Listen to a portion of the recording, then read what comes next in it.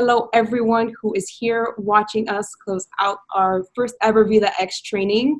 My name is Donna B, and I use the pronouns she, her, and they, them. So excited to have you all with us today. I'm going to introduce our youth panelists as well as our special moderator. So with us today, Grayson Anstis and Lucas Strands. They are my colleagues, friends, co-workers. They are youth outreach workers and do so much. And most recently, just conducted a presentation today at VIDA X and killed it. Did an amazing job. Super grateful for them. And Andy LaCroix is a Mundelein High School youth advocate. He's a trans youth advocate. He's amazing, and he's one of Carolyn Pinta and my favorite people to gush about. I don't know if you knew that, Andy. Talk about you all the time. So very excited to have you as well. And our really special moderator for this event is Cook County Commissioner in the 15th District, Kevin Morrison. Commissioner Morrison is well known for a lot of things, but one thing obviously to highlight in particular for today is that he made history as the first openly LGBT person elected to the Cook County Board. His life experiences and passion for public service is what inspires him to speak up for the most disproportionately impacted and marginalized communities, and he is an avid ally to the work we do. Thank you all so much for being here, and with that being said, I'm going to turn it over to you, Commissioner Morrison. Thank you so very much, Donna. I greatly appreciate it. As Donna said, I'm Kevin Morrison. I'm the Cook County Commissioner. I represent the northwest suburbs of Cook County. My pronouns are he, him, his. And first, it would be great to go around the horn and I know you did brief introductions, but let's do it again. What are your names and your pronouns, and how do you identify? I'm Gray or Grayson. I go by he, him. I'm trans male, and I don't know what my sexuality is. It's a great question. I'm Luca. My pronouns are they, them. I identify as non-binary and pansexual. Andy, Does that mean it? yeah. Yes. I think you're next. Okay. I'm Andy. I use he, him, his pronouns, and I identify as queer. Amazing, amazing. So happy to have you all here. And I see Shireen on the screen. Hi, Shireen. How's it going? Well, very good. Well, I hope today's, how's it going? Sorry. Well, and my pronouns are she, her, hers. Nicole's going to sit in as well. Awesome. Hi, Nicole. Hey. How's it going? Oh, fantastic. Well, I really hope that today has been a productive day, that you've enjoyed. I know that you three are all incredible leaders out here in the northwest suburbs, and it's so great to see youth taking action to help better our communities. It's incredibly inspirational, and I give you all props. But my first question I want to lead with is, how did you all become such rock stars at such a young age? Do you want to begin, Gray or Andy? I can go. I think I always, rock stars, I've been playing music since I was a kid, so I got really used to talking and being in front of people in general. And so presenting and talking in front of a large group of people with basically no chance of their response, like direct to me, alleviates my anxiety. And so I've used that skill to be able to bring awareness to different issues like LGBTQ issues, POC issues. I helped lead the gun walkouts in 2018, I believe. Like, I've done a lot of that kind of stuff because I want to use my comfortability as a, like, I don't want to say, I'm not a weapon, but like a, I don't know the word for it, but like, I want to use my skill to be able to help people as much as I can. Incredible. Yeah. I don't know. I guess I've always been this way. I moved to Illinois only a few years ago, but I moved here from a very hateful place, I guess you could say. and I got very bullied growing up. So moving here and seeing that like there's a lot more acceptance, and it's not as taboo to be myself, really gave me that like fuel and energy to just be like I just want like everyone to be able to be proud of who they are, and I want to fight for that. Incredible. That's incredible. All right, both of you. And Andy. Okay, well, from a very young age, I've always wanted to be David Bowie.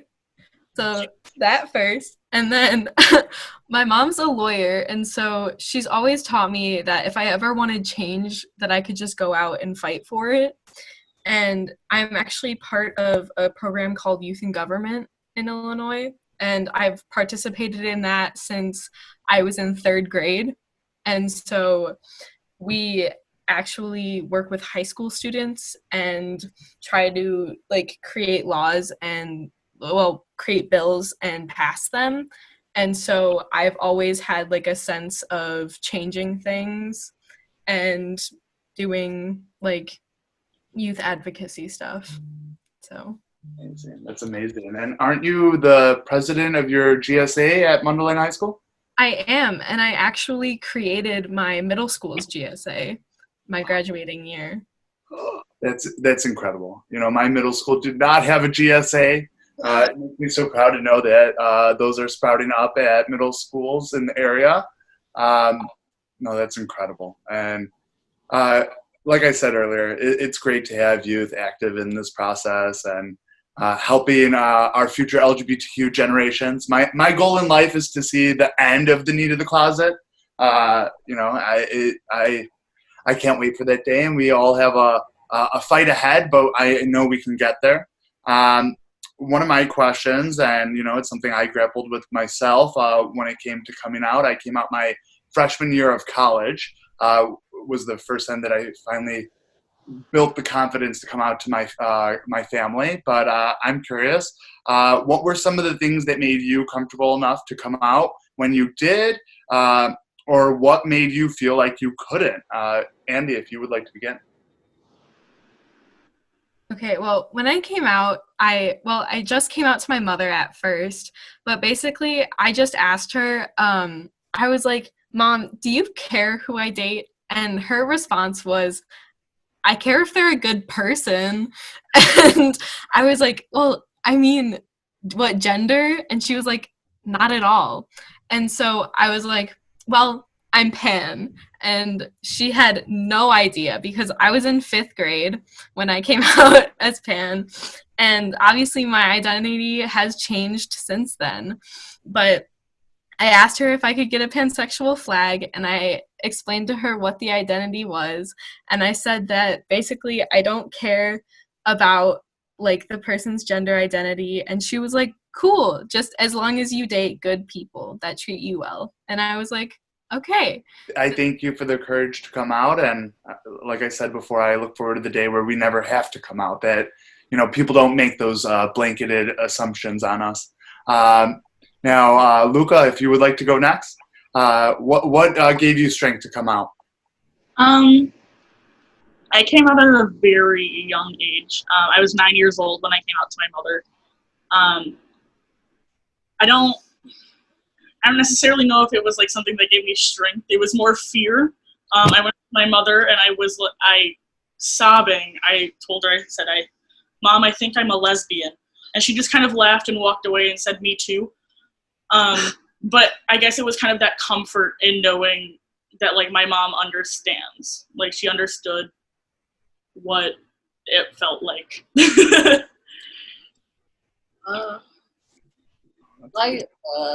So I didn't have the most positive reaction. I never planned on coming out to my parents. I lived my dad's side was super religious. They took care of me. They lived in Schaumburg, but I went to the Catholic Church every week for my entire life.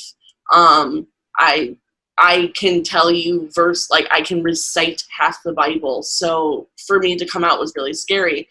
But I knew that I was gay from like a really young age. And so my parents found out when I started dating a girl in middle school because the girl very stupidly kissed me in the middle of middle school, so the whole school found out, and my parents found out, and that didn't go very well. They weren't necessarily unaccepting, but they were upset that I didn't tell them. And I feel like there's this disconnect of people understanding that we have to take our time to come out. And sometimes we will still do things and come out to certain people before others. And a lot of times parents are the scariest people to come out of all people, because what ended up happening was when I was about to turn 18 and I ended up being outed as trans by my sister, I was kicked out within the week that I turned 18. And the scariest thing is the reason that a lot of kids come out to other people before their parents is because okay, you lose a friend. You don't lose the people that raised you. And I feel like there's this disconnect of, well, I gave birth to you, I took care of you, you should feel comfortable with me with everything. But the risk that can take place if it is negative is so much more detrimental. And the biggest thing that you could do is just be an advocate, even if you don't know that your kid is gay. Like, the biggest thing that you could do is just, like, always talk about how okay it is. Always talk about how much you care about the people that are fighting for their rights. Always make that known so they aren't afraid in the first place. Oh, great. I appreciate you sharing that. And, that's definitely a difficult situation. And I'm really happy that you landed on firm ground and are doing such incredible things today. And, I have a lot of scars myself personally, and I know that each one of those scars helps me in my work as a commissioner, helps me empathize with and, understand the realities of different communities. And, I hope you wear anyone who listens to this, any scar that you have, I hope you wear that as a badge of honor and use it for your strength, because it does empower you. Now, I know that all of you were more recently in K through 12 education than myself, so I'm curious, and I love hearing about the changes that are taking place in our schools. But what were aspects of high school or middle school where you felt supported in your identities, or what made you feel like you couldn't?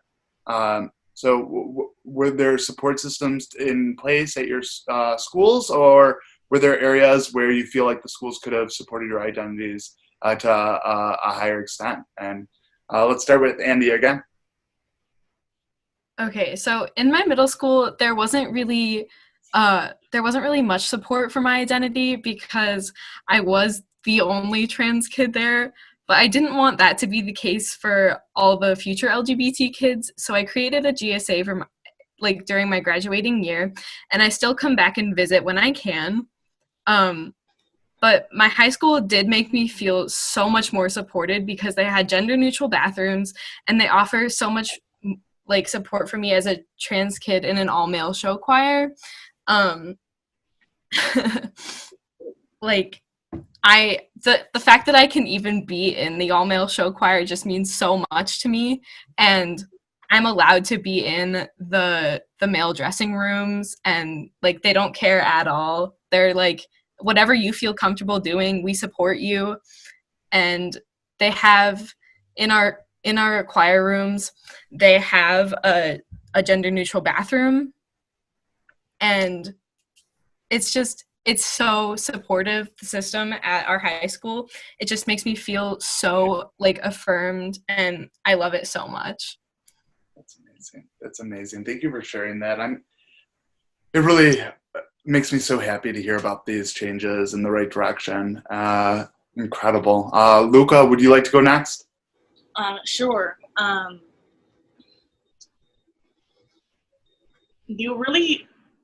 moved a lot throughout high school. I've transferred 11 times in 4 years. And I moved across 2 states during that time, so trying to really find and connect with people who are like me was very difficult. I think really the only time I really felt kind of safe and affirmed in who I am was finding people who were also LGBT in my high schools, because they kind of understood what it's like to go through all of the struggles. I know it's kind of sad sounding. It's all right. It's all right. I did not have a lot of affirmations when I went through my K through 12 education. I dealt with a lot of homophobia. I was bullied for 7 years straight. You know, I hear you. And how about you, Gray? What was some of your experience? Middle school was hell. It was really, really, really bad. Because even if the kids were bad, a lot of people can go home or go to a counselor, but the counselors that I interacted with were genuinely like, well, you wore a gay pride shirt, so what did you expect? Or like I got sent to the principal's office when I would tattle on them or whatever you want to call it because they were bullying me for being gay, and they were like, that's too sexual, you can't talk about that in school. And it was just one of those things. When I got to high school, though, I went to Hoffman. It changed, and I didn't really think it was. I was actually going to go to Schaumburg because I was in a school that almost 100% of the middle school that I went to, unless you moved away, would be going to Hoffman. And so I didn't want to go because I was so scared of the bullying. And when I went there, I'm going to be real, it's really stereotypical, the theater program. That was, I think, my saving grace, I would say. Finding people, even if they weren't necessarily gay, but with the same interests that I had, and having that like accessibility really made me have people to come to. And then they also have like, there are some teachers at Hoffman who are out as gay. There are some teachers who are like, I think 3 out of the 4 teachers who run the GSA or used to, I think it like disbanded because there weren't enough people joining because they always ended up going to theater instead of GSA. Were straight. Like, it's crazy the amount of acceptance and diversity at Hoffman. And I feel like even going to summer school at different schools, because I went to Conant and Schaumburg for those. I got bullied during summer school for being gay at a different school. And at Hoffman, I think it had 3 encounters, and they were all transphobic remarks from the same person.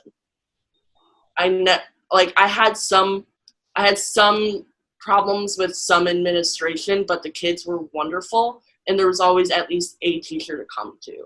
And I think that, like, even if there isn't a GSA, if there's a teacher or a person to go to, that can sometimes be enough. Wow. When I went to Conant, I don't think there was a single teacher that was openly LGBT. There were rumors about people who might be part of the community. I'm pretty sure that our GSA teacher who led the GSA at Conant was in the closet at the time. But that has to be incredibly powerful to be able to go to a school where teachers are able to be open about who they are. And that is definitely a step in the right direction. Wow, incredible. And this goes for all 3 of you. If there's anything through your experiences, through middle school, high school, do any of you have any examples of improvements that could be put in place that would help our community in the education system? If any of you want to shout one out, if you have any ideas. I really think training sort of like this today should be kind of like mandatory for teachers and administration. A lot of, like, I know administration at my school, I had to explain it to them what my pronouns were and what being non-binary meant a good handful of times. And every single time I was just met with like this, like, I don't understand and I don't want to understand, so I'm just going to keep going with what I know, which is not very fun.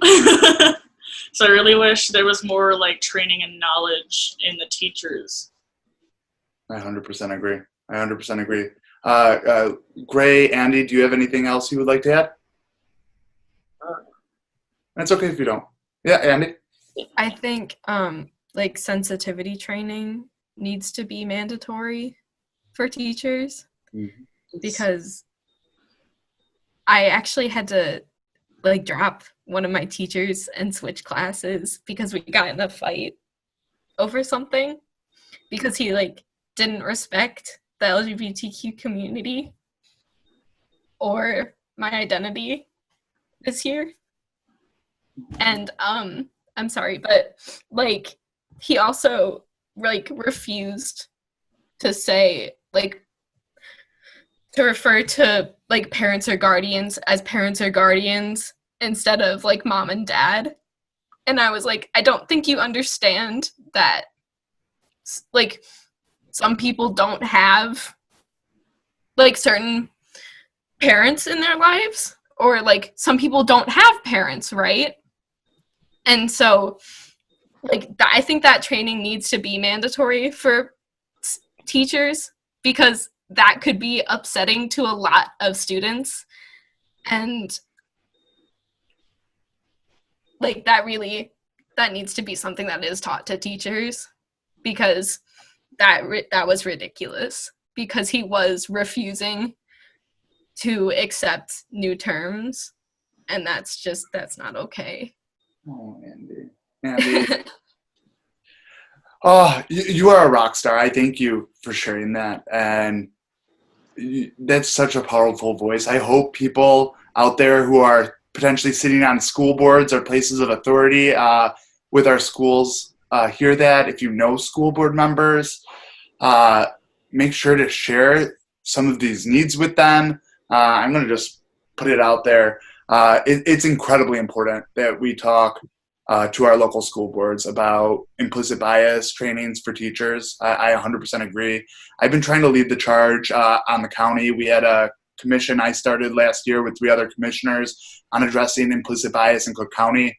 Our goal is for implicit bias trainings for all the county. Another thing I'm advocating for is more mental health access. I want to make sure that everyone at the county has access to mental health services, but that goes everywhere. It's critical. And so making sure that everyone has the knowledge of how they could respect individuals' identities is crucial. And we definitely need to push in that direction. I really appreciate you sharing that. Now, when you think of places where you felt most supported and affirmed, what spaces come to mind for you, and why did that place stand out? Andy, if you would like to start with that one. Okay. Are you okay to go? I could move on to that. Absolutely. No, I'm good. Okay, so I know I keep mentioning this, but absolutely my choir classes, I'm in 3 as of this year. Yeah. They are absolutely my safe spaces. I am such a choir kid. They are my safe space. If I have anything wrong or anything that upsets me throughout the day, if I go to my choirs or my Coexist club, I always feel better after them. And in my Coexist club, which is our GSA, we just call it Coexist Club, we always practice mindfulness during it, and it is just the most relaxing thing ever. We always de-stress. It is so amazing, and I just feel so grateful to have these safe spaces every day. It's so amazing. I love that. I love that so much. Thank you. Thank you for sharing that. And I feel like the need also just, I know you are not here in Schaumburg, but to shout out Kenneth Young. When I was a youth, we didn't have many safe spaces out here in the Northwest suburbs. The fact that Kenneth Young has an LGBTQ center opened by Shreen, who just joined the screen again. God bless you. Thank you for your leadership, and thank you for creating safe spaces for our community here in the Northwest suburbs.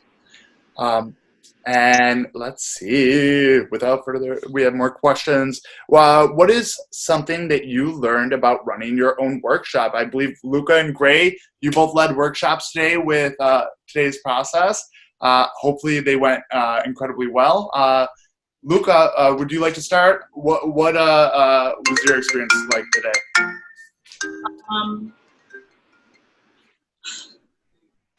I'm not very good at words. Okay, great. Do you want to go first? Sure. I think that it was nice talking to everyone, because I like giving out. I did the LGBTQ history workshop, and so did Luca. And I really I like seeing people's responses, even if it's like a silent like affirmation of like, okay, we're just listening. I really like being able to see everyone intake that information, and I really like being able to know that I'm giving people more than they were given before in school. And I think that's really important. It's also just like cool to learn some of that stuff. It's really fun. I love that. Yeah. No, thank you for sharing that. And no pressure. Did anything come to mind, Luca, that you might want to share? No, he pretty much wrapped it up. Very good. Awesome. Well, and my last question for now, what tips do you have for people watching this Zoom right now who want to become better allies or advocates for the LGBTQ community? And this time, Gray, I'm starting with you. Even though on your name screen, Luca comes first, I'm starting with Gray. I'm switching it up. I think that, as I said a little bit when I was saying how it feels, what makes people feel safe to come out, just a constant affirmation that you care, and not in a way of like, I know that sometimes people who are allies will be like, well, allies are part of the A in the community or something like that. Not necessarily saying that you're a part of the community by saying you're an ally, but affirming and fighting with the community so they can have rights. The same way that you see white people barking at the people of color right now, the same way that you see all that kind of stuff. I want to see advocacy that doesn't make it seem like you're asking to be included, if that makes sense. Of course, 100%. 100%. I love that. Awesome. Luca, any ideas for how people could be better allies and help support the community? Yeah, I'd say like going to things like this training, or like listening to other people's stories, or like researching, just like trying to understand is the best way. And like if you're confused on something, like don't be afraid to ask questions. Like it's always better to ask than get something wrong and accidentally disrespect somebody. Yeah. So I say that's my piece of advice. I love that. I think that's crucial. Amazing. And last but certainly not least, Andy, any ideas for our allies out there?